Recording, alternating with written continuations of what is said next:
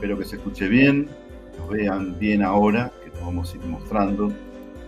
Un saludo, está el equipo prácticamente completo. Está también, bueno, estamos en distintas ciudades algunos. Nadia anda por allá por Europa y ya está por volver. Así que está juntando material en la feria de Turín del libro. Así que bueno, nos va a contar un montón de cosas cuando vuelva. Y bueno, José, Natalia, Máximo, pegada con Máximo y con Ayelén. Así que bueno, un saludo y espero que estén ahí, que participen todos los estudiantes. Ya somos bastantes. Y vamos a ir charlando un poco sobre esto. No sé si quieren hacer algún comentario en particular los profes antes de empezar en relación a las entregas que vamos a ver dentro de un rato o en relación a algo relativo a la cursada que tuvo una clase menos en esta semana, bueno, por el tema del paro. Vamos primeramente a mostrar un poco, a charlar un poco sobre cuestiones generales de composición, como una especie de teórico, y ya directamente después pasamos a ver algunos trabajos que seleccionamos, no a todos, pero bueno, hacemos comentarios generales de las distintas comisiones, de 3 o 4 ejemplos de cada una de las comisiones que les va a servir al conjunto, ¿no? A todos. Bueno.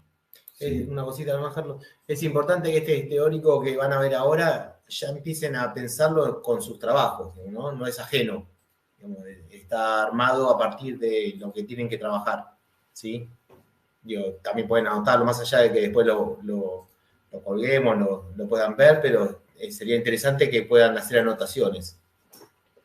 Sí, acá un poco lo que vamos a ir charlando son cuestiones que les van a servir no solamente para esta materia, sino para todas las materias, para la profesión. Probablemente eso también puede ocurrir que algunas cosas ya las hayan visto o mencionado, o sea, en alguna otra materia.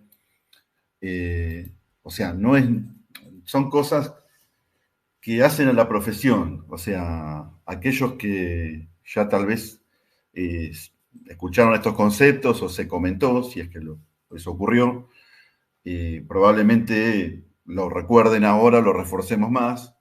Para aquellos que no trabajaron nada de esto, bueno, va a ayudar justamente a mejorar los trabajos.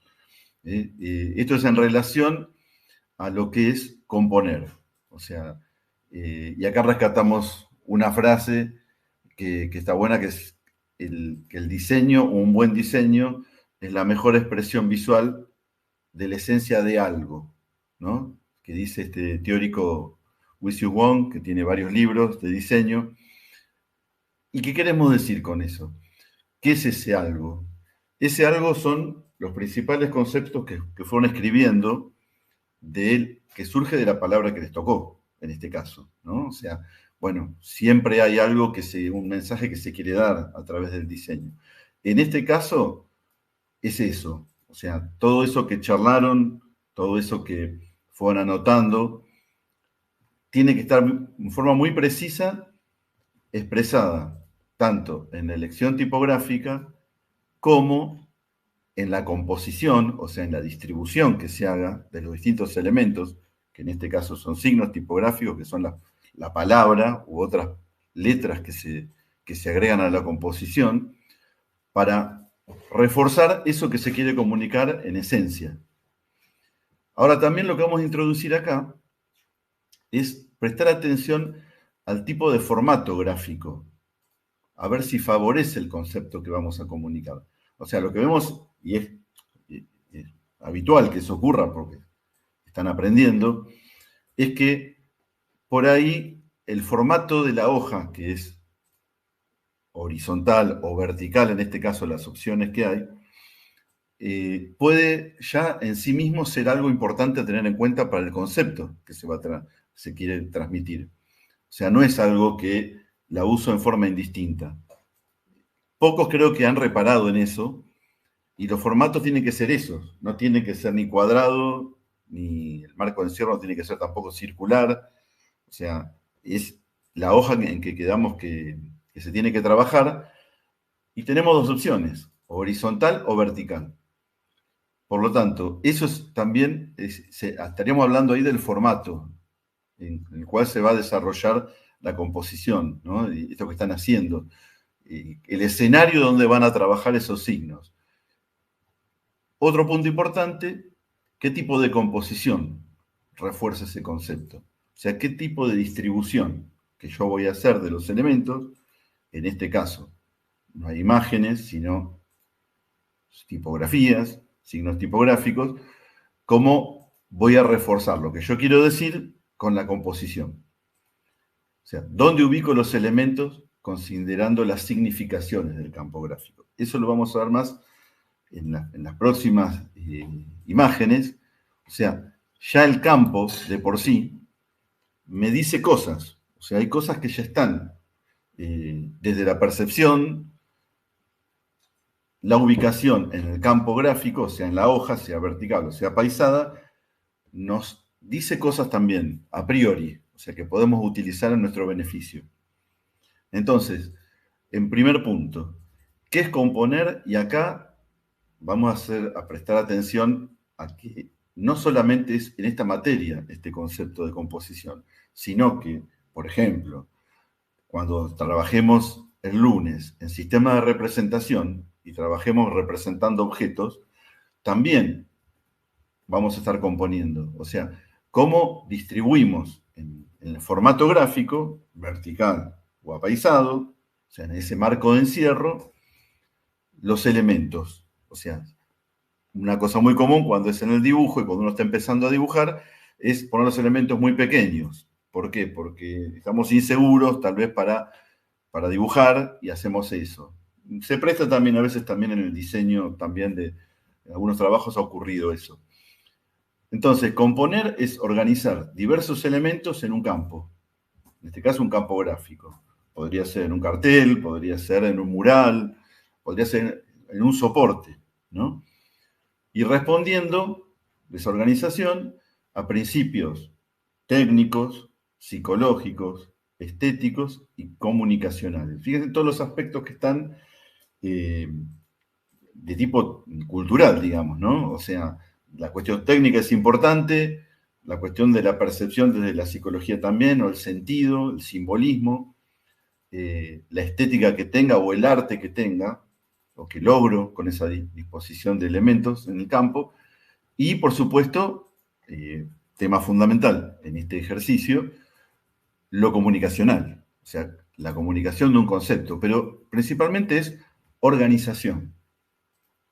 Entonces, están en juego desde el momento que ponemos un elemento en la hoja, un elemento, un segundo elemento, si son formas geométricas, en su momento más adelante serán alguna ilustración o alguna imagen, pero en este caso, que sean tipografías, desde el momento que empiezo a ubicarlos, empieza a darse un paisaje dinámico, un campo de fuerzas. O sea, yo pongo un elemento, pongo otro y se empieza a crear una tensión, un diálogo entre los elementos. Eso es muy importante para tener en cuenta y ver de qué manera podemos lograr un ordenamiento, ¿no? O sea, a menos que sea intencional, un caos, digamos, ¿no? Porque quiero comunicar, vamos a suponer que la palabra es caos, bueno, ahí sí, pero si yo quiero usar otro concepto expresar, por ahí tiene que estar con algún tipo de ordenamiento que no sea justamente caótico. O sea, que la composición que hagamos tiene que otorgar un principio de unidad visual. Los elementos los empezamos a percibir en conjunto siempre y pasan a ser parte de una totalidad. No vemos los elementos en forma individual. Siempre se va a buscar la relación o las estructuras. ¿Mm? Bueno, ustedes me dirán si vamos bien, si se entiende y si es necesario aclarar algo, por supuesto, lo vamos aclarando. Bueno, hablamos de formato paisado. Digamos que es ya muy popular en nuestra cultura visual, en nuestra pantalla, en general en las pantallas, excepto por momentos la de celular, es uno de los formatos más populares, el formato rectangular apaisado. Formato rectangular apaisado me presenta ya una dinámica. O sea, en realidad se contrasta bastante con un formato de otro tipo. Exactamente. Acá están mencionando algo de lo cual vamos a charlar, la regla de los tercios. Bien, muy bien. Acá lo que estamos viendo es una imagen arriba, renacentista, que dibujó, si mal no recuerdo, Durero, pero que hay varios artistas que han referido, que era un artefacto que se hacía en el Renacimiento era un marco con unos hilos, y se estudiaba, se miraba a través de ese marco para tomar puntos parecidos a los que mostramos en la diapositiva anterior, como para ver los puntos de las figuras que posaban adelante, sea una figura o sean objetos. Entonces iban tomando como si fuera una cuadrícula, justamente, como a veces cuando se hace un mural que se transfiere como una cuadrícula, cuando se iban mirando todas esas intersecciones de las líneas para tomar referencias. O sea que fíjense que varios cientos de años atrás ya empezaba un régimen visual que es mirar a través de una pantalla, en realidad, y en formato paisado. O sea que el formato paisado no viene de la computadora, sino que forma parte de una cultura que heredamos nosotros. Heredamos un montón de la cultura europea, del Renacimiento, y principalmente en lo que es el estudio del espacio y la perspectiva, porque esto lo hacían para estudiar la perspectiva, principalmente. Y lo que es más complejo, la perspectiva de los cuerpos, como está dispuesto en ese caso la modelo allí. El concepto de grilla, ¿no? El concepto de grilla, ni más ni menos. Fundamental en el diseño. Está siempre invisible, pero... Exactamente. Aunque no lo veamos, siempre está, ¿no? Decía una canción. Bueno, ahí estamos viendo también, haciendo un paralelo, eso es cosecha nuestra, poner ese paralelo, alguien que está frente a la computadora, como estamos nosotros, y se está mirando a través de una pantalla también. O sea, con el mismo formato. O sea que ya hay algo que está instalado en nuestra mirada de ese tipo de formato que es el más popular. O sea, sería un antecedente, una arqueología de la pantalla actual para nosotros, ¿no? De nuestra era. Y acá estamos mostrando una pintura donde se ve exactamente un formato parecido. O sea, este formato proviene de la pintura y concretamente de un género pictórico, que es del paisaje. Por eso mismo, fíjense, aunque pasaron cientos de años, cuando nosotros en el celular queremos seleccionar un tipo de encuadre, tenemos el formato paisaje, que es el formato paisado. O sea, con esto queremos decir, ya que sea paisaje nos está diciendo que ojo con lo que vamos a registrar o qué composición vamos a hacer. Cuando estamos en el celular, estamos componiendo también, ¿no? Eligiendo un conjunto de imágenes, dejando afuera de ese recorte que es la pantalla otros elementos, seleccionando algunos de todo lo que nos rodea en el modo paisaje. Entonces, bueno, aparece ese tipo de formato. Bueno, ustedes me dirán si se escucha bien, si estamos bien, porque no estoy teniendo muchos comentarios. A ver si se entiende bien, si seguimos.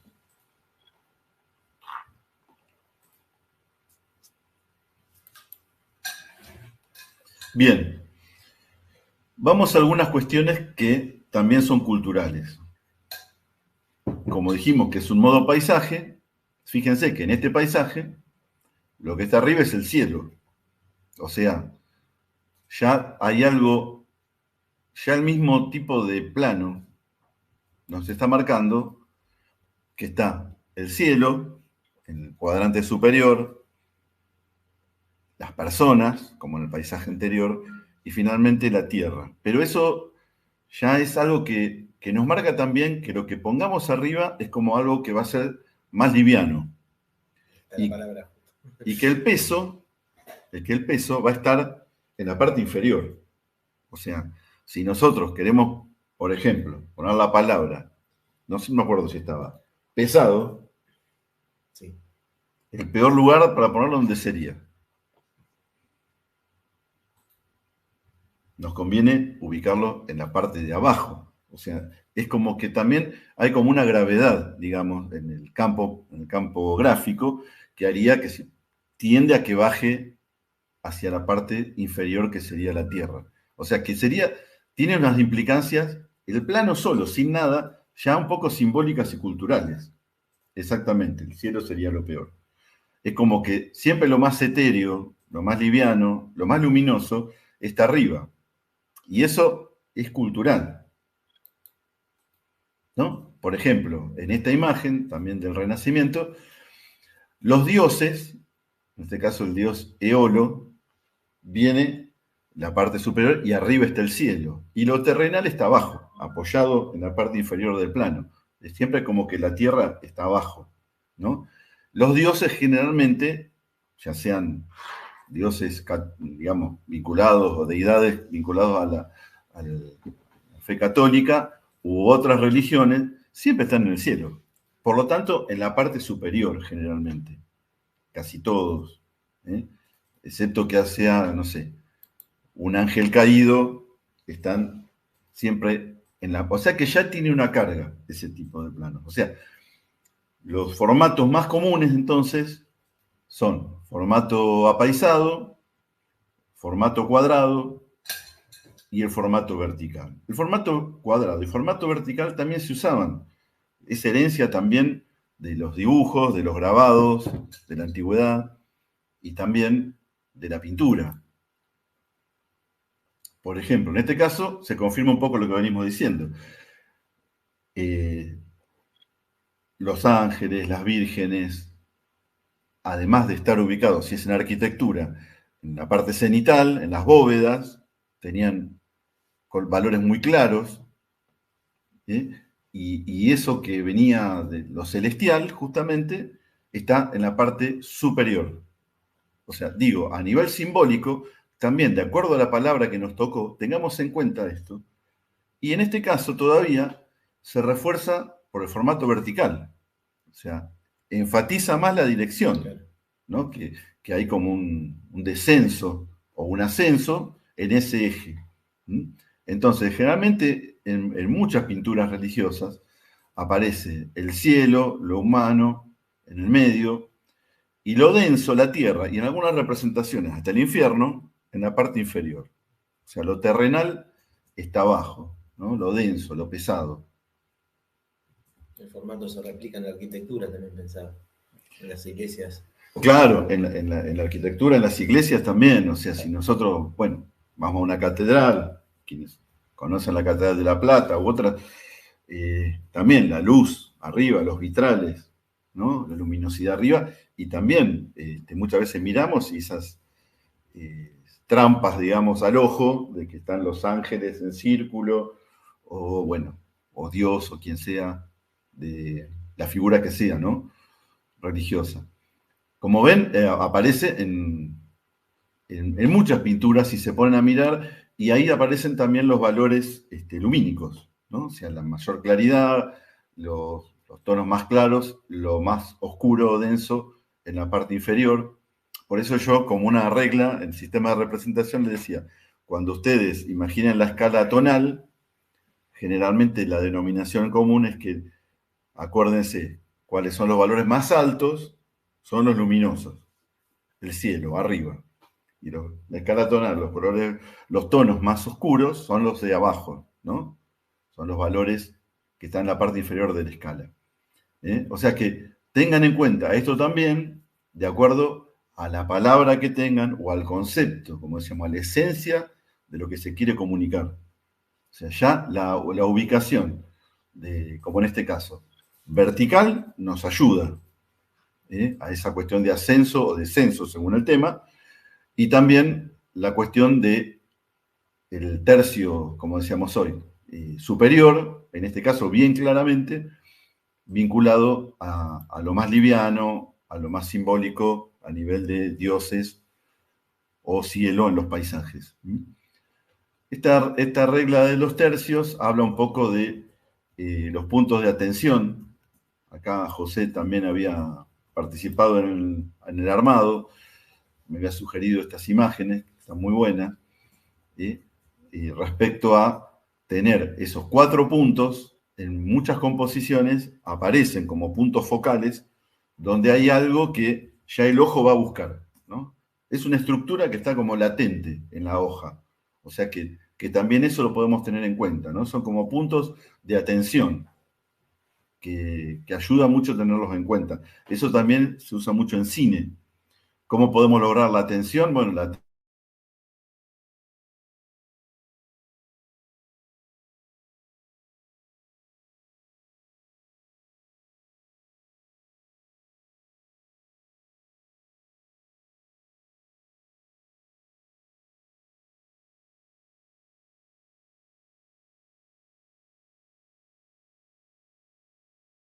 uno de los personajes. Y es conocido eso como la regla de los tercios, porque también, si hacemos un paisaje... Dicen que dejó de escucharse. ¿Puede ser? A ver, ¿se escucha? Ahí volvió, a mí también se había... Ahí volvió el audio. A ver si volvió el audio. Sí. No sé, yo no me había dado cuenta de nada. Bien, bien. Se ha cortado microcorte. Bien. Sí, no pasó nada, yo estaba... Buenísimo, chicos. Bueno, espero, no sé hasta dónde llegaron a escuchar, pero estábamos con esto de la regla de los tercios. Tener en cuenta esas horizontales y esas verticales que nos aseguran muchas veces armonía en la composición, para tener en cuenta. Y como decíamos, tienen su peso en la parte inferior y en la parte superior mucho más liviano. O sea que son, de la misma manera que es mucho más armónico, tener en cuenta esas líneas también, esa estructura también vertical, esos ejes. Por supuesto, también el eje central, ¿no? Bien. Acá José había aportado estos ejemplos que están muy buenos, vinculados a también cómo estamos acostumbrados a leer, a la lectura occidental, que bueno, resulta de fundamental importancia, o sea, en cómo empezamos a leer la página. Bueno, realmente desde arriba, por nuestro sistema de lectura, entramos por la parte de izquierda y salimos hacia la parte derecha, o sea, como haciendo un barrido con la mirada. Eso tiene que ver con Oriente, en los pueblos, no sé, China, Japón, o sea, incluso las revistas de manga, los cómics japoneses, se leen de atrás para adelante. Bueno, nosotros tenemos ese hábito occidental de lectura, pero que es importante que lo tengamos en cuenta también a la hora de diseñar, ¿sí? O de también el concepto que queremos reflejar. Acá a mí se me viene una palabra, que era uno de los estudiantes que tenía, un grupo, que era la palabra fugaz, ¿no? Ahí le estamos dando un tip. Bueno, yo tendría en cuenta esto de la lectura para ubicar la palabra en alguno de los sectores de la hoja. Bueno, les dejo la inquietud a los estudiantes a ver cuál sería, si tenemos en cuenta este concepto.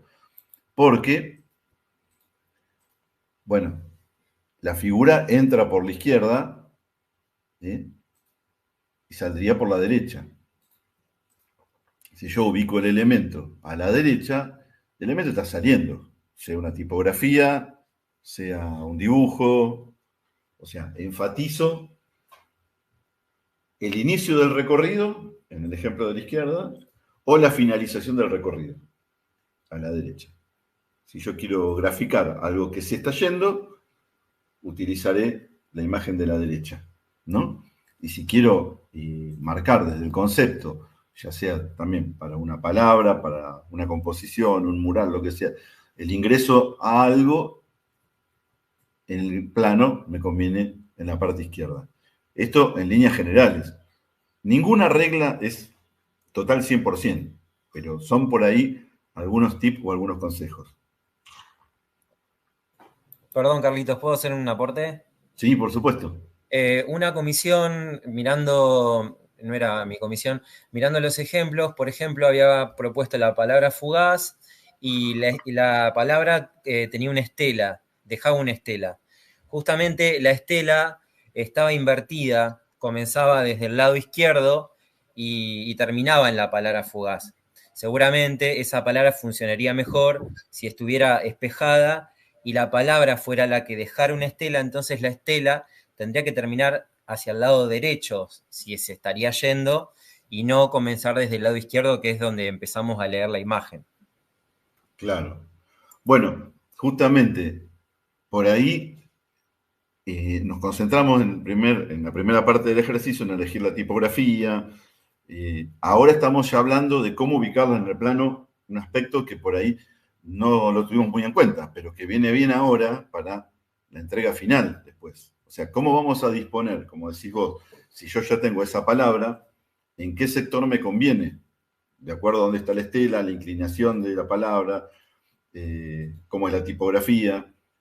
O sea, estamos hablando de eso, la ubicación en el plano, igualmente con otros aspectos, que tiene que ver con el tamaño, ¿no? También la dirección también puede ayudar. Me va a fortalecer el concepto que yo quiero transmitir. Por ejemplo, la ubicación, como decís vos, de la estela, por ejemplo, en ese caso, o de algún otro elemento, también tengo que tener en cuenta esto. O sea, el mismo elemento, el conjunto en este caso de figuras, en una dirección, hace como que están yendo hacia algún lado, rotado eso, están volviendo. Eso es un concepto que tiene que ver mucho también desde el teatro, ¿no? En el escenario, o también desde el cine, por ejemplo. O sea, en el cine los planos tienen que tener una continuidad. O sea, si yo en un plano, estoy haciendo que un auto va de izquierda a derecha, está yendo, y si en el otro plano siguiente lo pongo invertido, no entiendo, parece que volvió, ¿no? Entonces, bueno, lo mismo en este caso, yo puedo reforzar un concepto, vamos, por ejemplo, si fuera algún concepto relativo con el ir o con volver, podría también reforzar con la ubicación y la dirección, ¿sí?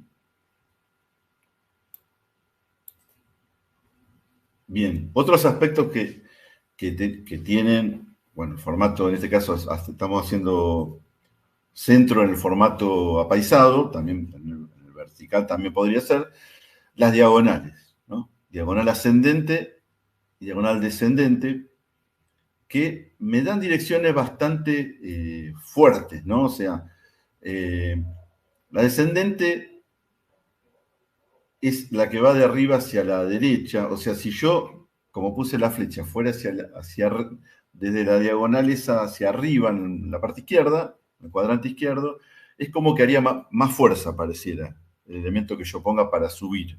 Es como un poco forzado, digamos. Mientras que la diagonal ascendente es como pareciera ser como lo natural, ¿no? Si algo tiene una dirección que sube, bueno, en esa diagonal pareciera que es más, que fluye más ese movimiento. Por gravedad, o sea, nosotros también tenemos incorporado, como decíamos, cuestiones físicas o psicológicas aprendidas. Sabemos que lo que está arriba tiende a bajar por el peso, y si es una diagonal, como si fuera, no sé, una calle que está en pendiente, los elementos van a tender a rodar hacia el ángulo inferior derecho. O sea que eso también me puede servir, según la tipografía que yo tengo, como para ir utilizando ese concepto para transmitir. Bueno, acá algunos ejemplos de la utilización de un poco de estos criterios de composiciones en diagonal con la tipografía. Y fíjense que acá es importante el recuadro, ¿no? O sea, el marco de encierro. También hay otro aspecto, que es, respecto al marco de encierro, la dimensión de los elementos. Fíjense, la F está muy, muy grande, ocupando de forma muy grande el campo, casi la totalidad de la altura, la hoja también vertical, y eso ayuda a ese concepto, en este caso es futuro, digamos, y se utiliza esa diagonal también con un sentido, reforzando el sentido, y es también totalmente tipográfico. En el otro caso, hay como un juego también de ida y venida, como dos perspectivas, digamos, con la tipografía. Hay todo un juego de diagonales. Acá también lo que empieza a mostrarse, no nos metemos en ese tema todavía, el tema de los fondos, pero sí ahí está el concepto, como cuando veíamos ese gráfico de Durero mirando a través de la pantalla, lo que está más cercano al ojo y lo que está más profundo, o sea, como lo que penetra en el plano, digamos, ¿no? El concepto de profundidad. Bueno, está enfatizado por las diagonales. En realidad, porque tenemos también el concepto renacentista heredado europeo de perspectiva. O sea, lo que queremos apuntar es que todas estas cosas son algo que se va construyendo, que tenemos construida la mirada, no es porque sí. Tal vez en otra cultura, podría ser, no sé, cultura oriental, u otro continente, África, tal vez no se percibe tanto de esta manera, pero en nuestro caso sí. Y bueno, nosotros tenemos que trabajar sobre los significados también, o significantes que tienen que ver con nuestras culturas, ¿no? Bueno, otros ejemplos de diagonal, ascendente en este caso, en una fotografía.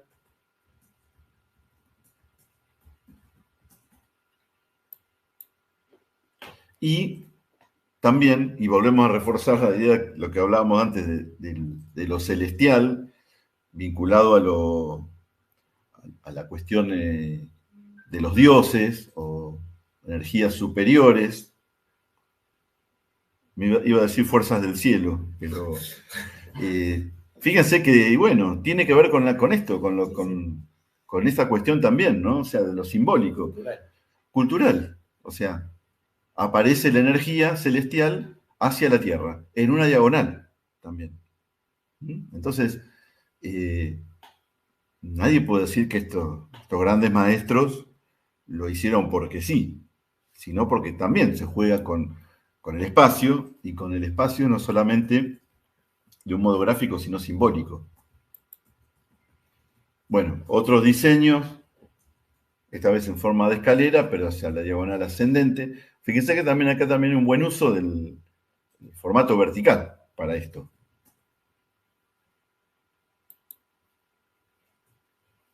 También diagonal ascendente.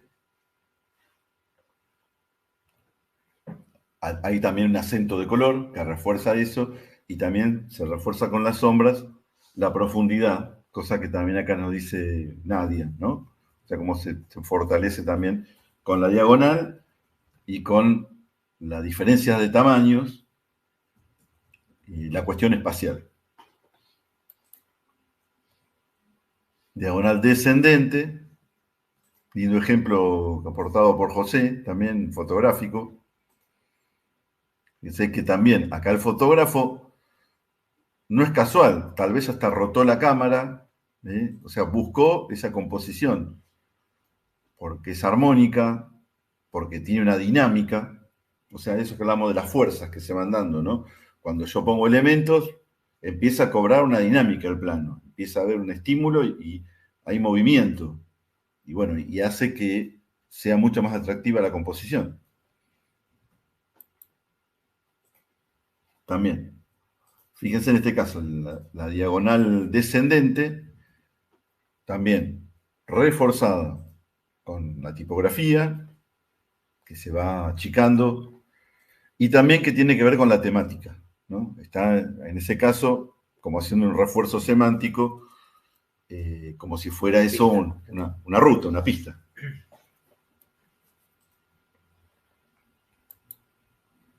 Otro ejemplo también en escalera, pero en diagonal descendente. ¿Para qué no pasó eso? Pasó otra vez lo mismo. Era diagonal descendente, también Ustedes están viendo todas las alternativas que hay que les puede servir en este mismo trabajo para ubicar los elementos y reforzar las ideas que tengan, lo que quieran comunicar, ¿sí? Bueno, entonces como decíamos, tenemos el campo gráfico. Cada elemento que yo voy poniendo empieza a jugar con los otros, cada color, cada tamaño, y va a aparecer la estructura que va a buscar el ojo, ¿no? La relación entre los elementos. Vamos a trabajar mucho con esos recorridos, con esas estructuras, con esas direcciones que se van creando, con esas tensiones. Vamos a aprovecharlas en lo posible en este ejercicio, pero tenemos que tener bien en claro que todo juega en el campo de la hoja. O sea, no aprovechar todo ese campo que tenemos, ¿no? Esos bordes de la hoja, esos límites. Otro aspecto, la cuestión de la jerarquía. O sea, por dimensión, por color o por ubicación. O sea, eso es muy importante también en este caso. Vemos casos en que trabajo en los que se compite mucho la palabra que eligieron con otras letras que pusieron alrededor, como para reforzar el concepto, pero hay una competencia tal vez demasiado grande. O sea, las dos cosas suenan al mismo tiempo. Entonces, la cuestión jerárquica, está bien, acá dicen, exactamente, es una comprobación, ¿no? De cómo vemos, cómo se nos presentan todos en los distintos planos o niveles de acuerdo al tamaño. Ni hablar si encima aprovechamos más el color.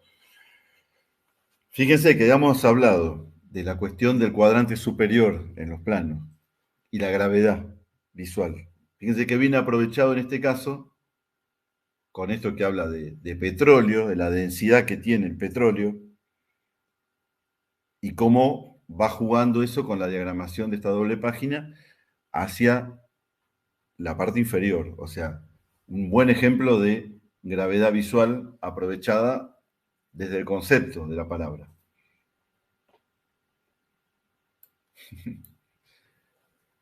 Bueno, jerarquía.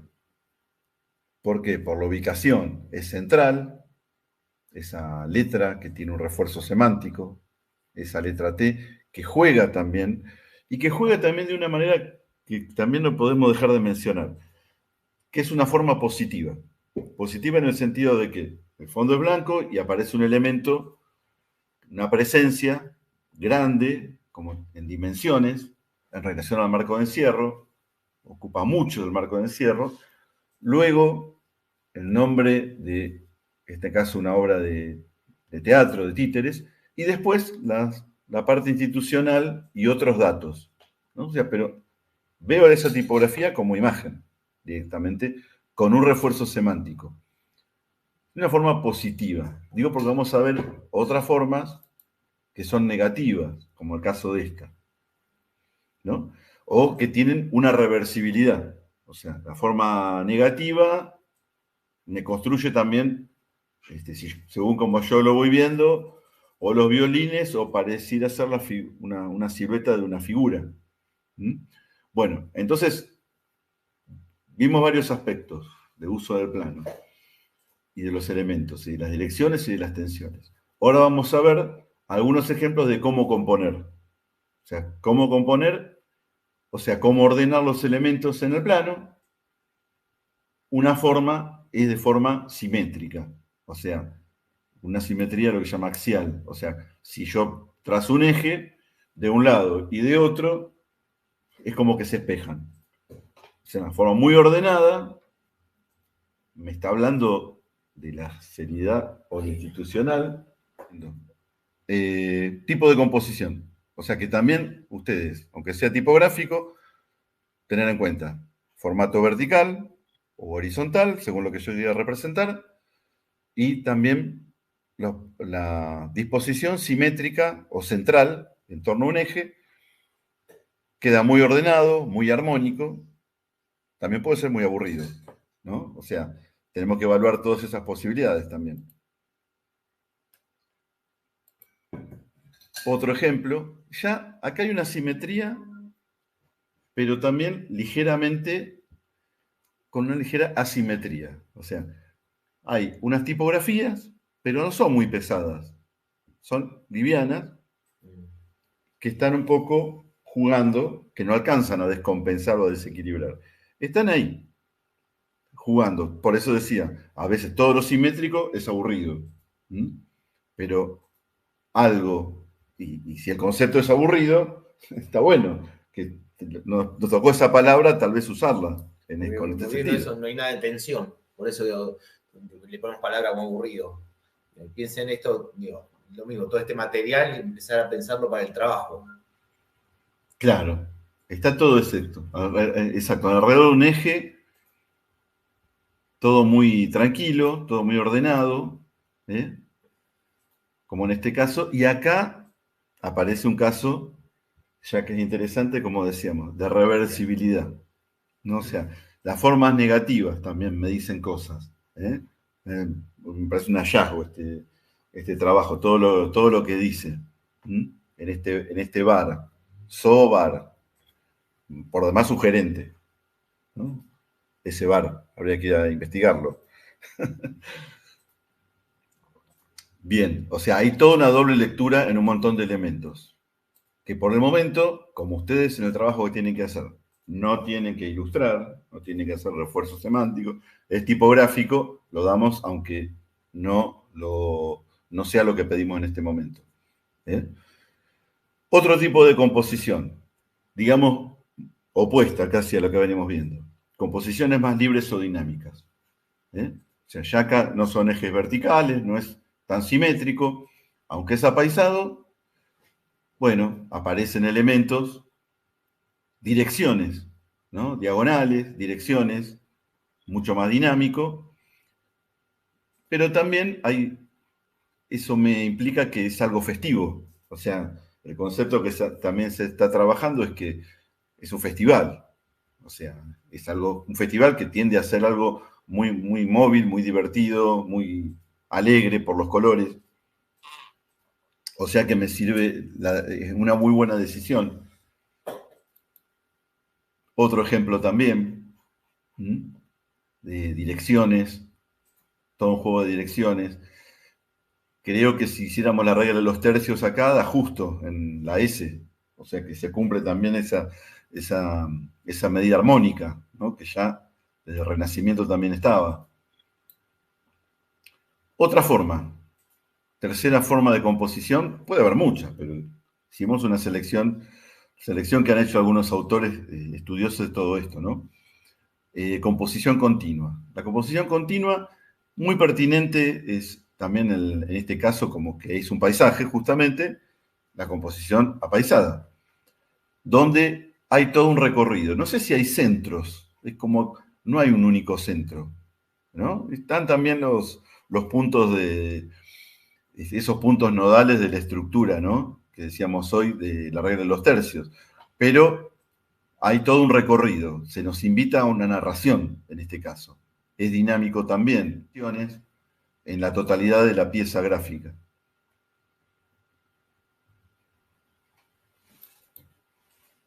Bien, bien.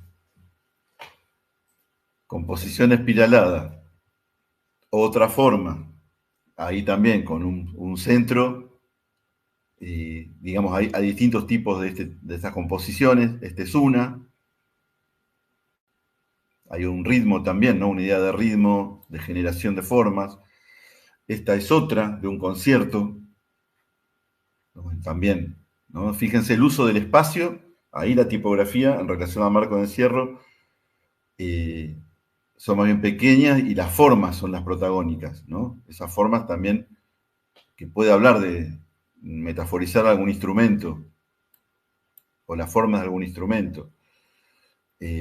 Bueno, también otra pieza donde juega fuerte el tema de la espiral en relación a una metáfora del futuro, ¿no? Como meternos en la profundidad, otra vez futuro y profundidad o perspectiva. Esa idea también otra vez.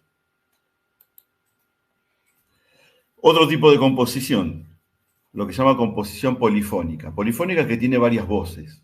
Entonces puede haber 2 temas o más jugando en la pieza, ¿no? O sea, como que yo voy mirando áreas, no tengo tanto, tal vez, tan marcadas las jerarquías. O sea, comparen esto con la primera que vimos de, de ese festival con el moño y los violines, nada que ver. O sea, la dinámica que tiene esto. Otra forma, de acuerdo a que tendrá que ver con, bueno, justamente habla de la creatividad y los colores también son importantes. Si bien ustedes en este trabajo no tienen que usar color, estamos trabajando en blanco y negro. También esta forma, la forma de las redes sociales en general es polifónica, o sea, porque tenemos la interfaz de teléfono o de una red social y aparecen distintos elementos compitiendo con distintas informaciones. Algo que también es usual este tipo de diseño son las infografías, ¿no? Otro tipo de piezas, no creo que lo veamos este año, pero seguramente en otros años verán también el agrupamiento de información de esta manera,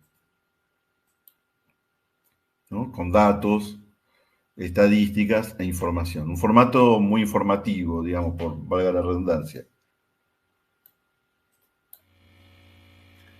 Otra forma de componer que nos había quedado pendiente y que es camuflaje.